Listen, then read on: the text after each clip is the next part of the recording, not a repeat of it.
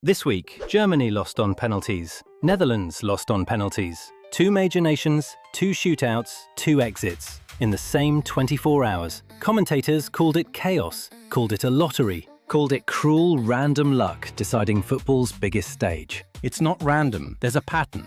And once you see it, you can't unsee it. First, the basic setup. A shootout is 5 penalties per team, alternating.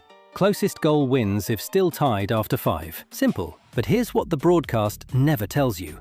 The order teams choose to shoot in isn't random either. Captains pick who goes first, second, third. Teams put their most reliable penalty taker first almost every single time. Those are not the same person. Here's a fact most fans don't know.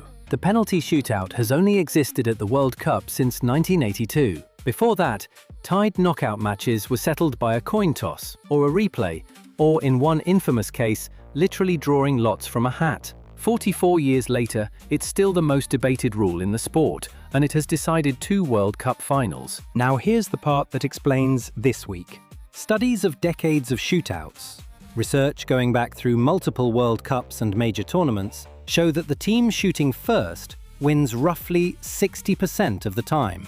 Not 50, 60. The reason is brutally simple. Missing a penalty when you're already behind feels catastrophic. Missing one when you're tied feels manageable. The pressure compounds with every kick that follows a miss. Germany went 1-1 with Paraguay and lost the shootout 4-3. Netherlands went 1-1 with Morocco and lost 3-2. 2 close margins. 2 shootouts decided by a single kick each. Here's the second thread, and it's the one nobody talks about. Goalkeepers know the data. Most penalty takers favour their natural side. For a right-footed player, that's usually the keeper's left. Keepers study this obsessively before tournaments. He's recalling a scouting report. Morocco's goalkeeper made the decisive save against Netherlands. That's not a hot streak, that's homework. Now the counterintuitive part. The pressure doesn't actually peak on the 5th kick, the sudden death moment everyone assumes is hardest. Research on shootout sequencing shows the 3rd kick is statistically the highest pressure moment,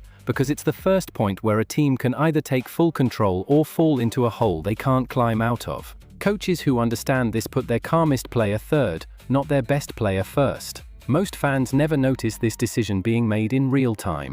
Germany, Netherlands went to extra time first. 30 minutes of additional football before the shootout even started. Players were exhausted, dehydrated, running on emptied legs. It's the final stage of a 120-minute war of attrition, and the players standing on that spot are not the same players who started the game. So when Germany missed, when Netherlands missed, it wasn't bad luck striking twice in one day. It was 2 different teams running into the same well-documented, well-studied, completely predictable pressure system.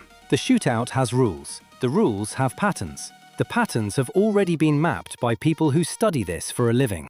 It only looks random if you haven't read the homework. The game is rigged by psychology, not luck. You're welcome. Subscribe if this helped. It really does mean a lot.